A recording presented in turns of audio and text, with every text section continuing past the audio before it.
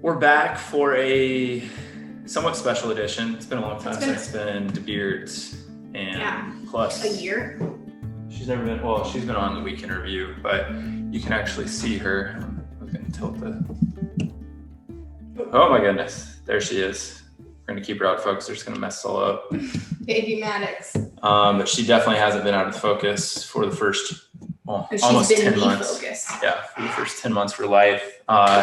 So we're gonna pop in. Today is January 1st, 2021, and believe it or not, coronavirus is still here. I thought it was gonna just disappear, or I think a lot of people did. But this isn't about COVID or New Year's resolutions or. I think we're all about sick of COVID. Yeah, but what I want to talk about is we should have been doing this every month if we were smart, but we're a little busy because of the thing we're going to talk about. So I wanted to do a 10 months in podcast. So Maddyx will be 10 months old as of January 10th, and you're going to hear her interjecting. Thought that was apropos for this podcast. So 10 months in, and we're just going to cover some general topics: movement, sleep, diet, and then this, that, or the other, and maybe some challenges. So we're going to dive right in. Anything you want to talk about as far as? I don't want a 2020 review. No, well, for today being January 1st, just reflecting on 2020. 2020 was the hardest year of my life, but the best all at the same time. I think a lot of people can probably say that, but I think we'll get into some of the hardships of 2020. And it was hard for everyone, but really complicated by first-time mom, first-time parent. Yeah, I don't know. I have differing opinions on why we say stuff's hard, but just because hard doesn't mean it was negative. Yeah, it was amazing. Good point. Yeah, I think some of the best things in life are challenges. Yeah, so let's dive into movement. So just update on movement milestones. She just started crawling 3 days ago? 3 days ago, yeah. And she's in the background again. You're going to hear a lot. We're having a blockader from power outlets and all other chairs. Things. She loves wheelie chairs. Create this movement laboratory down here with all our fun rehab tools since we're in the office. But started crawl, and as you know or may not know, like I said, she's almost 10 months old. Here's little Maddyx. We'll bring her into the picture. She might want to wear these headphones at one point. That's some babies. I'm going to call out Sloan. Sloan's already ultra competitive with her and a lot of that's fostered what she did say by social media, that, you see your friends' babies doing X, Y, Z, or, somebody's baby started walking at 8 months old or something. Well, I wouldn't say this is completely what I specialize in, but studying what's called DNS, or dynamic neuromuscular stabilization, we use the model of developmental kinesiology, how we all moved, or how 70% of us all moved and 30% are just a little off of this pretty normal trajectory of movement, right? That goes through developmental phases, and we do use those as developmental milestones, but most babies are going to hit them in order, in the variant, around a 25% variant normal amount of time. So usually 2 weeks to a month around that time frame. So, it's difficult for us to explain to maybe friends or family sometimes that we're just letting her do her thing and take her time, because we don't want to allow her to use, walkers or jumpers, or, teach her to walk, or bouncers, exercisers, sit her up early, which seems weird because a lot of parents are just like, or friends or whoever it is would say, well, no, it's normal. Like, if they can do it, they can do it. Well, if they can do it on their own, they can do it. And yeah, there's, certain things we've sat her up, at certain points where she didn't get there on her own. But, we had one of my mentors, our mentor, Brett Winchester, down here, and he definitely specializes in DNS and developmental kinesiology and pediatrics. Instructor. And he used Maddyx as an example, and it's kind of funny because she just turned 9 months old. About ready to turn 9 months old. And he came in and he's going through his thing, and he goes, yeah, so she's a perfectly healthy, normal 6.5-month-old baby. And I was like, she's 9 months old. He's like, oh, it's a normal variant. Plus or minus 6 weeks. She was also sick, so she wasn't playing all her games, but he was picking that up from movement. Now, if you looked at things like primitive reflexes and things like that, like all those were completely normal. But that once you get outside the window of like 6 months, the reflexes don't tell you as much as movement does anymore, because most of those should be either absent or present. And then you get outside of this timeline. She's chewing on a metal washer back here. She's good. She's fine. Just getting her iron. So yeah, she's crawling, getting extremely frustrated. So she's very, I would say, impatient, like her dad, me. And that frustration comes out through her inability to do what she wants movement wise. That, you know, she wants to go places, she wants to get things, and she can't. But that's the driver for movement for the most part, is that you're trying to accomplish a goal that you can. You have to try and fail until you succeed. But yeah, basically with movement, I just wanted to kind of say where she's at. You know, there were certain times since she's been born that, you know, all babies have a predilection, like a side that they turn towards, but hers was really aggressively ingrained. Which way was it? Left? To the right. Maybe she was turning to the left with the right side up. Yeah. So we were, you know, we're trying to stimulate her, get her to turn her head. You know, just, you know, that could have been the whole time she was in the womb, she was in the same position. That was kind of what was keeping her from descending down birth canal and all that stuff. So, and there's theories about sidedness in the womb and, you know, neurologic dominance as far as handedness and visual things. And I mean, there's a lot that nobody really knows. That's all postulation. So there are a lot of things that are set, you know, very early on, even genetic, you know, predispositions for these things. But for the most part, pretty normal, right? Some of the decisions that Beau and I made based off of what we know with biomechanics really made, our parenting a little bit more difficult. Like this first year, a little bit more difficult than what modern conveniences allow for. So I found myself every once in a while kind of, gosh, life would be so much easier if I could just put her in one of the extra saucers or something like that. But I'm really glad at this point, at 10 months now, she's starting to crawl and she's starting to do these things that do kind of make it a little bit easier, or she's less frustrated. I'm glad that we stuck to our guns and did it the way that we wanted to from the beginning. So a lot of people question why I did this, but we never used any kind of seats. So we didn't use a bumbo. We didn't use like a sit me up. And that was intentionally because we wanted to wait for her to be able to sit on her own first. So I just had a lot of parents, whenever I'd say, they go, oh, do you have a bumbo? I'm like, no, we chose not to. Or gosh, why don't you use a walker or a bouncer? You can get so much stuff done if she's in that bouncer. She's gonna love it. But we feel like it was the best thing for her spine, her hips, her movement patterns later in life. And so I'm glad that we kind of stuck to our guns with that. All that to be said, just because you put your kid in a bumbo or a walker or a bouncer doesn't mean they're messed up automatically. Yes. And the other thing is, you could try to do everything perfect. Mm-hmm. It is completely normal for around 30% of children to fall outside of the normal time frames of development or have something that does require treatment, right? You know, whatever you're gonna call it, pediatric physical therapy, or, you know, coming to somebody like us that, you know, you have to kind of, you know, whatever that, you know, what do we want to call that? You know, congenital issue, genetic, you know, predisposition, or environmental things that got, you know, thrown off a little bit. But pretty normal. A lot of drive to figure stuff out. She's checking herself out. But also think of movements as other things too. Like part of one of the next things we're going to talk about is, you know, diet. Eating is a movement.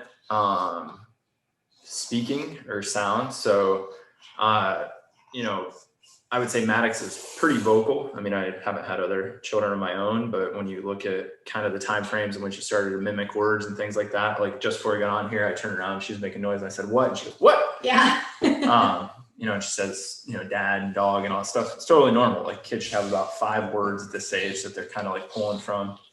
But that's a movement, right? Speech is a movement from vocal cords and tongue and mouth. And those things are dependent on some anatomy, right? Like Sloan made a good point the other day that she needs, you know, teeth to make a T sound or an S. So those are those are all still movements. So those are windows into what's going on too. It's not just like, crawl, walk, sit, stuff like that. So talking about diet, for at least the last first 7 months, I should say, Maddyx was completely breastfed, right? There's nothing else going on except maybe the occasional bit of wine that gets transferred through that breast milk. But just a bit. She is maybe the last 2 months, less than that maybe, is we're doing a little more baby-led weaning, and she may need to get fed right now. A little more baby-led weaning. So, if we're eating something, we let her try pretty much everything. I mean, there's certain things that aren't good options. I mean, things that kind of seem like they make sense, but I'll still cover them. Anything with added sodium. So, like certain types of meat, sausage, bacon, things like that. Anything that's extremely spicy, obviously. And then, there's still... Honey, she can't have honey. Oh, no honey. Yeah. Why? Possibility of botulism, which I don't know. Either way, there are things that you don't want to open up a risk too much like that. But at the same time, I don't know if it's so much a debate, because a lot of people follow it now, that, the things that sometimes children in society now are highly allergic to: peanut butter, shellfish, other kinds of tree nuts, that at a certain point, not too long ago, people were told to keep their children away from those at all costs, right? That was too big of a risk to go down that path. But now they're looking at it more of kind of like a, whatever you call it, like a titration, early exposure, kind of almost like if you were getting allergy injections for a dog, that we want to introduce them to these foods early, so they kind of start to, from an immunological standpoint, recognize the proteins, and the proteins don't get seen as a intruder, and it's kind of something that they can handle. Because a lot of the things that we end up being allergic to, have a high histamine count, right? Like tree nuts and things like that. That's a protective mechanism of the plant. But it's also the other things in these plants, like in particular, peanuts have a lot of aflatoxin, which is a mold or a toxin that is kind of coming out of the mold that's growing on these things. Some people believe that sets your body up for a greater histamine reaction, and then these kind of play off one another. So largely breastfed. I don't want to go too much down that rabbit hole. I mean, there's entire podcasts. Just tell me to put my mask on. A lot of podcasts on, all general parenting stuff. I just kind of wanted to tell you what we've been doing, because we're just giving you a year in review of kind of the Beard's parenting experiment, which it is. I will say, Rhonda Patrick from Found My Fitness, she has a whole review article, but also it's in a podcast form as well, on basically a lit review on breastfeeding, of why it's important for the mother, why it's important for the baby, and how it impacts them later in life. And I found that really, really interesting. Breastfeeding in the beginning is so challenging. I remember telling Beau that it's the most, other than just growing a human and birthing a human, it's the most selfless thing I've ever done. And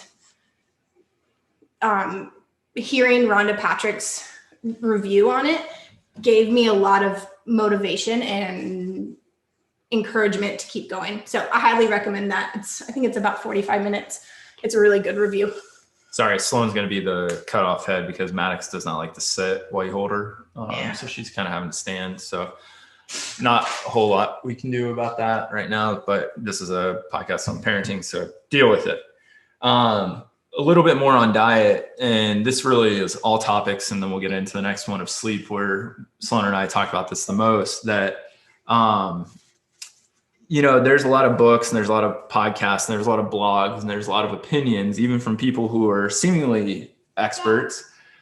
But the whole thing is that if you look at a lot of these things, they've come from not N=1, but maybe N=5. Like somebody had 5 kids, this thing worked really well, they told their friends it worked really well, and then they write a book. Like, that's still anecdotal. And then to get to frustrate yourself to no end with even things that have a large sample size, you know, if we're talking about, you know, something that's been studied in RCT or something, like it's still, kids are individuals like all of us, and nothing is going to, you know, work like clockwork. So, you know, diet's one of those things. Like, you know, I don't know, maybe somebody's tried baby led weaning and their baby won't eat anything but baby food, right? We just actually started giving her some of the pouches of, you know, this kind of organic food, you know, meat and vegetable mixes. I mean, she loves it, right? So now it's like, well, should we give her more of that, or just keep feeding her what we're doing? Because the big part of baby led weaning is it's not so much a nutrition thing. It's more of a palate builder, right? That they're sampling all these things, seeing what they like. And then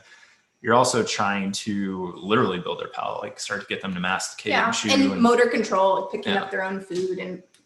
But like I said, nothing, you know, fits a mold, even if it's, you know, been studied. Like you still got to put these things into practice, see what works for you. And probably one of the biggest ones that, I mean, Sloan read a bunch of, you know, things on this, articles, and was sleep. And, you know, how often should they sleep schedules, where, how, you know, what position, where should they sleep, with a separate room, all this stuff.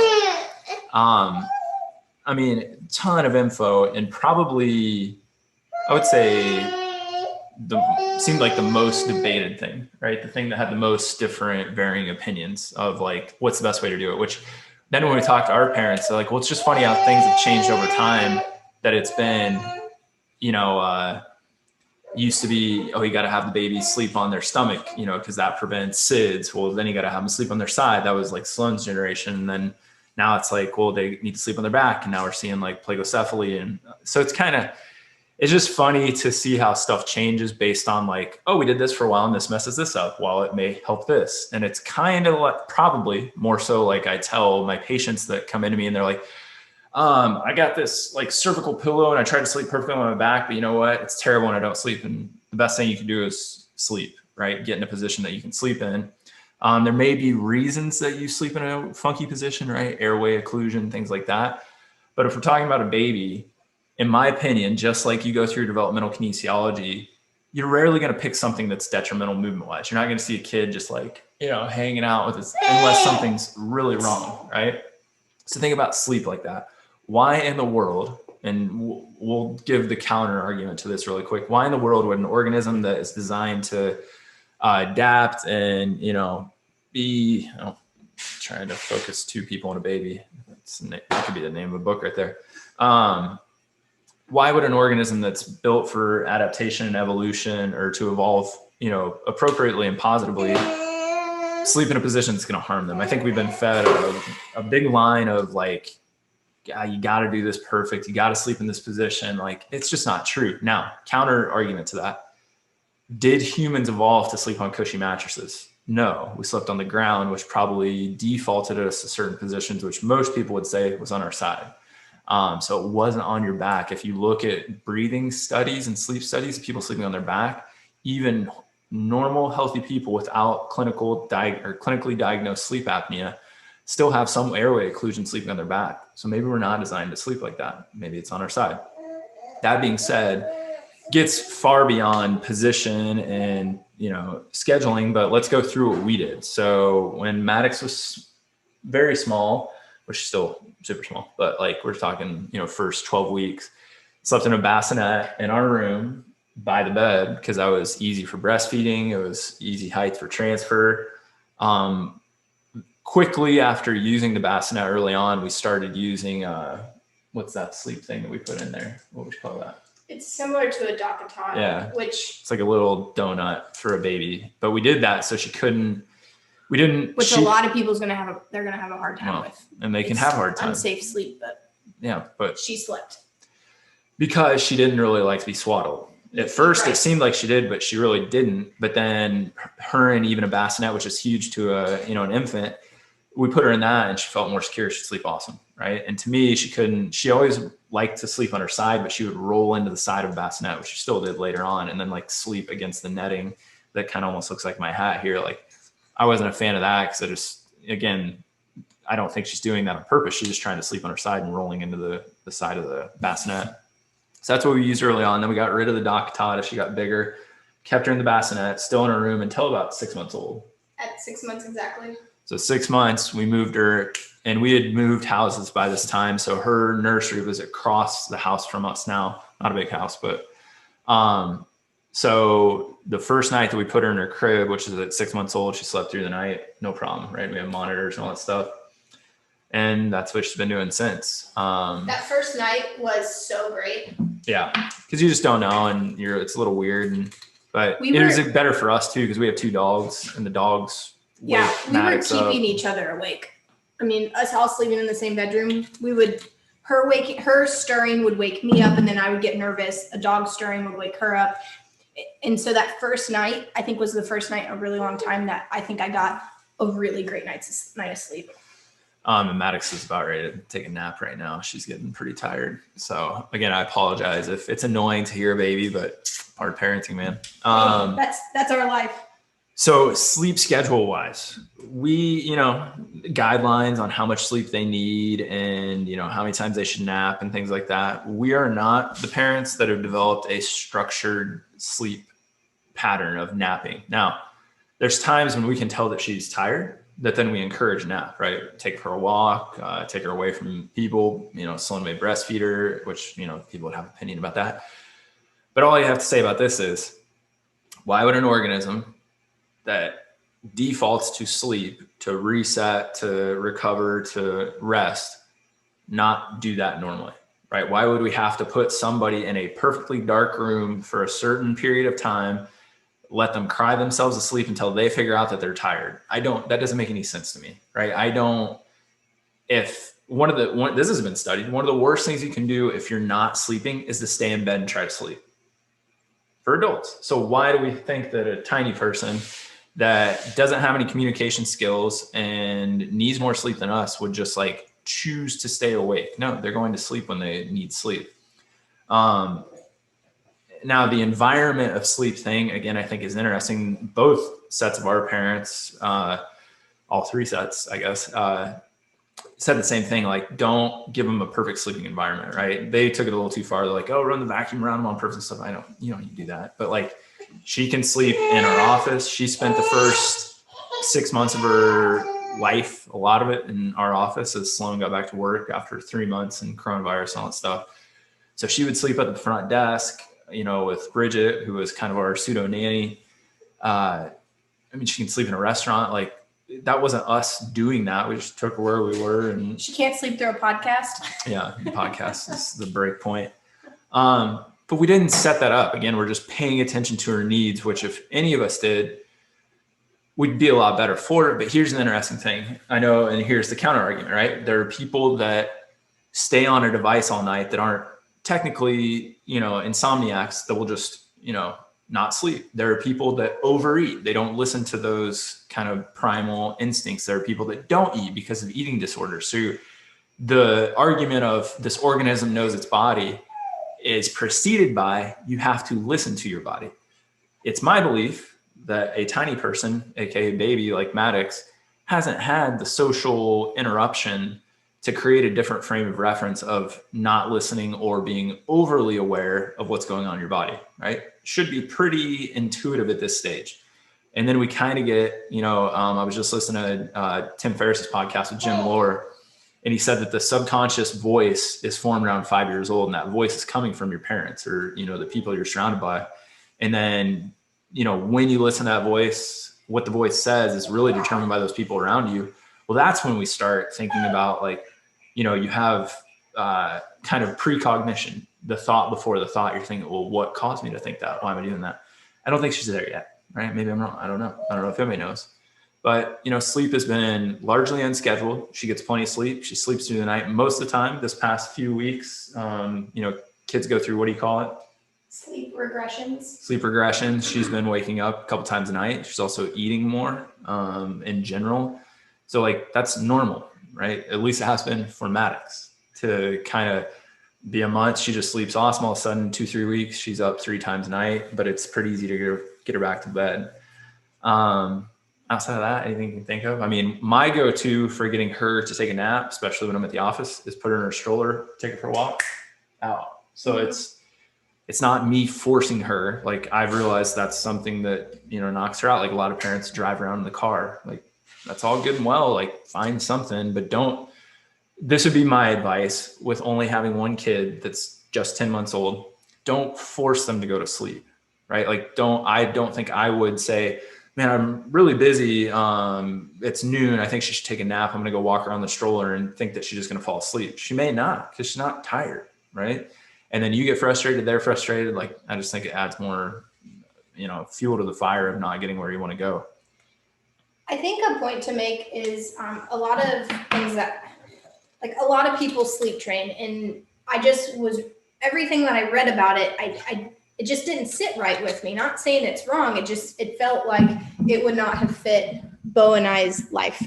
And one of the reasons for sleep training was a baby is supposed to learn how to self-soothe. They're supposed to learn how to put themselves to sleep, not use a swing, not use breastfeeding, not use a walk to learn to fall asleep, but actually teach themselves how to fall asleep. And I think that kind of goes in the same realm as learning how to sit up. So you're encouraged, like even the pediatrician would encourage us to teach her how to sit. Which is one of the questions they ask you when you go in for developmental checkups. Like the last one I went in was technically it was before 9 months we had to cancel, but they ask like, is she able to cruise? Which means like you hang on to her hands. And I was like, no, we don't do that.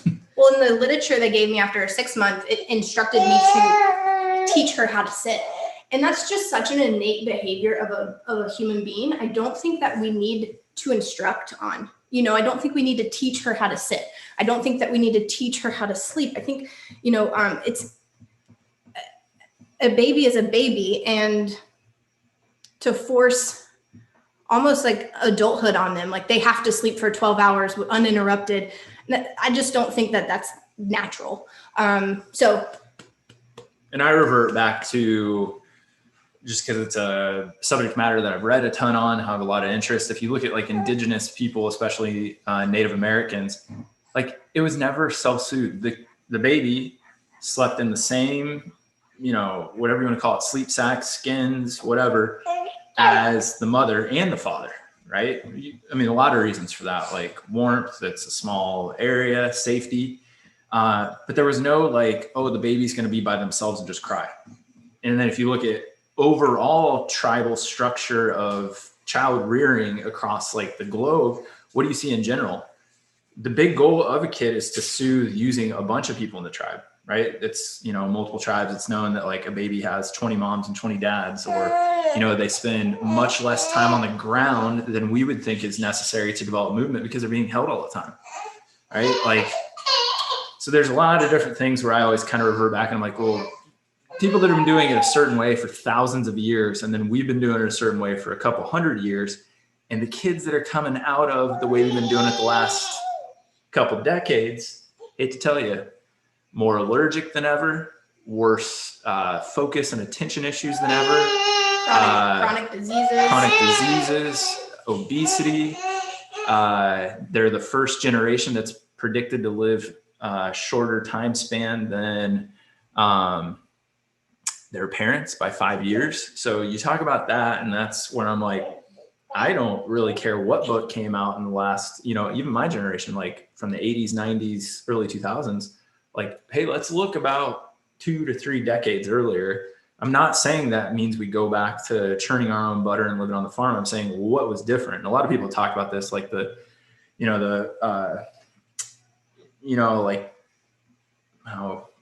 the friendly, I'm blanking, I apologize.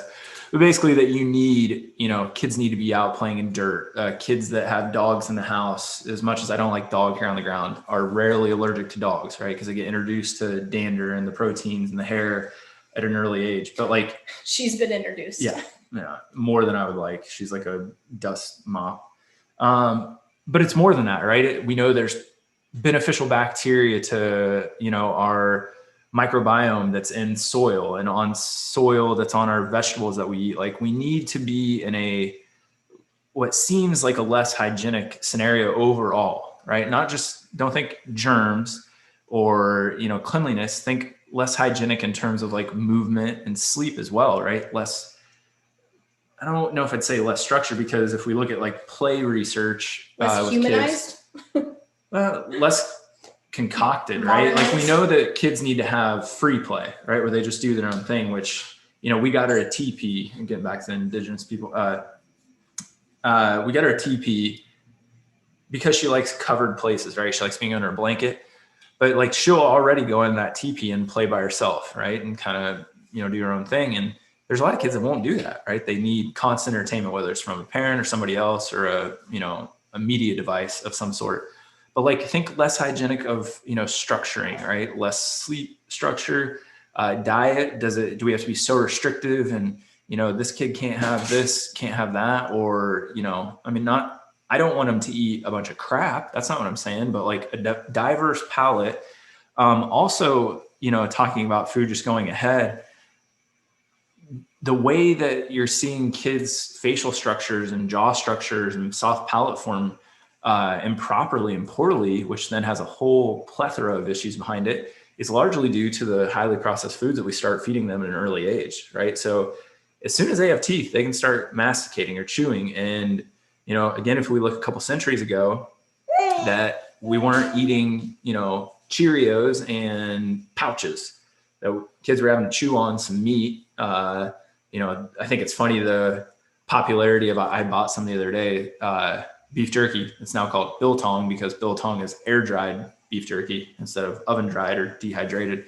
But it's just, we're always seeing these rewilding or, movements, but just say less structure, but they're, microcosms of structure in there, right? You just don't adhere to these rigid schedules because humans aren't a rigid organism, right? Highly adaptable, highly evolved. We're a super organism with a bunch of other stuff going on. So, we covered a bunch of topics. I knew we were going to get a little wide and not so deep on this podcast, but the last thing I just want to touch on is for Sloan and I, just to talk about, and Sloan's got to feed her real quick, so she may not be in the camera here, but what was one of our biggest challenges or general piece of advice overall from this past year? And I'll go ahead and go because Sloan's trying to help her out. Maybe that's one of the biggest challenges. I'll tell you my biggest challenge is talking about humans aren't a very rigid organism. I'm a very structured, organized, someone's got to go feed her, organized, regimented, scheduled person. And it's been very hard for me to let the reins go. But, a lot of people, say the old adage that children were sent here to teach you a lesson, or teach you something that you didn't know about yourself. Maybe that's what I need less structuring, right? I need to destructure to build more enjoyment and, make myself better, but also to, I've heard, I don't know how many Matthew McConaughey podcasts in the past month with his book, Green Lights, which is a really good book coming out, but he talks about make the selfish things that you do selfless and the selfless things that you do selfish. And all he means is like, if I decide to live a healthier life and eat healthy food and exercise, then Maddyx gets a better, example of how to do that. And if I speak to her in such a manner that's positive and affirming and, challenging in a good way, then maybe that subconscious voice that's formed by 5 is, more, it helps improve her life, which I'm being selfish by being healthy and, trying to be a better person, but it's selfless to make other people, better. And then, the selfless things that, I don't really know where I'm going with this, but, if you're going to do something for your child or anybody else, like what do you get something out of that? Or do you feel like it's a chore? And then, you need to have the conversation with yourself of why do you feel like that? Like if Maddyx isn't the age where she can ask to go do something, but if she likes, right now it may be just like crawling around the living room. Well, I probably need to get down and crawl around the living room, right? And most people, adults would benefit from getting down on the ground and moving around and not doing things that they do very often. And it's one of the complaints that we hear a lot from, whether it's parents or grandparents in our practice, is that they simply can't get down on the ground and play with their children or grandchildren like they want to because of pain or lack of mobility. So maybe that selfless thing of getting down and playing at her level is actually selfish, and it's improving my ability to move and interact with my environment better. Maybe I'll step in and go ahead and maybe put words in her mouth. But I think one of the biggest challenges for Sloan has definitely been kind of having the split role of mom and then doctor. And this was one of her early challenges, and a weird year to have a kid, right? That COVID. And so it was kind of hyper vigilant quarantine for Sloan, because you had a baby and then COVID was here and you're on maternity leave. So it was like, she didn't see anybody, except FaceTime and stuff for definitely the first month. My mom stayed after Maddyx was born, so that was good, but it was just, Sloan's a very social person, so she had to kind of cut herself off. But what she started to realize, even I think it took less than 3 months for sure, that she was back in the practice a little bit, just seeing a few people here and there, because she feels, that's one of those things that is selfish. Ooh, maybe that's the mix that we need to mechanicize. But, that's one of her selfless acts that's selfish. Like, she wants to help people, but it's also selfish because she's a social being. And she even said this to me not too long ago. Like, she said, I need to treat people. Like, I need that interaction. I need that problem solving. And I just need the social aspect. So I just think it's, for her, it's been this split or this dichotomous role of like, hey, I'm a mom and then I got to be a doctor. But when we had Maddyx in the office in the beginning, Sloan was like, I can't think anytime I hear her cry. I can't, she felt like she was a bad doctor because she was so, sidetracked anytime she thought that Maddyx needed her, that we kind of had to figure out like, oh, we can't, like, that's not a good scenario. So now a couple days a week, Sloan's in here seeing people. I watch Maddyx and then we flip. That's been a much better fit. I think that's one of our biggest challenges. And that's probably a lot of parents' big challenges. How do I keep, and we were talking about, what do we want to get out of this year? And I don't think she'll mind me sharing. And I said, I want to continue to chase, my true purpose, or what I'm really, what really creates kind of awe and inspiration in my life, and like what I want to do, rather than just chasing money and feeling like I've got to, make a living and an income, especially with having a family. Cause that does weigh on me, that like, man, I'm responsible for other people. But again, being selfish to be selfless, I have to follow what I believe to be my drivers of my highest purpose. So then I think Maddyx and both Sloan see an example of that. But Sloan even said that, she wanted her, goal of this year to feel like herself again, to feel normal again. Totally a normal thing that a lot of moms, talk about, me not being a mom, but, hearing Sloan talk about it, and then her talking about other people and commiserating, that I think that's totally normal. But man, what a weird time to say that we want to feel like ourselves again. And I think we're all having to adapt fast, move fast, and think on our feet about how we're going to get back to the things that are important to us. And maybe that's, if we dug in with Sloan, that's what she'd be saying there, that yeah, she wants to feel like herself again, but she wants to find out like, what are the things I need to do, or, how do I need to think, or how do I need to treat myself, or, what environment do I need to be in to feel like myself, rather than like, you have to have a plan, right? It doesn't just happen. Just like it's 2021, all the same stuff's here that we were dealing with. It's just it's a calendaric event, right? Well, I was trying to yammer long enough to get Sloan back in here, but I don't think that's going to happen. I hope you guys are digging the shows. I know this is, I think this is going to be episode 20. If you don't mind and you're an avid listener, new listener, make sure you're subscribing if you somehow happen upon this and you're not subscribing to the podcast. Also, I highly suggest subscribing to the Farmer's Almanac. You can do that on chirofarm.com. Just scroll down to the bottom of the page. And as always, if you want to leave us a review on iTunes or Spotify, that just kind of helps us get the show out there if you think we're saying good stuff, or if you have comments, concerns, questions, you can always find us on social media. I'm at Dr. Beau Beard, and it's at Dr. Sloan Beard, on Instagram, Facebook, Twitter, all that fun stuff. So I appreciate you guys listening. I hope you enjoy your New Year's. Don't worry about resolutions. Just keep getting better than you were yesterday, or as we would say, better than before. And I'll see you guys next time.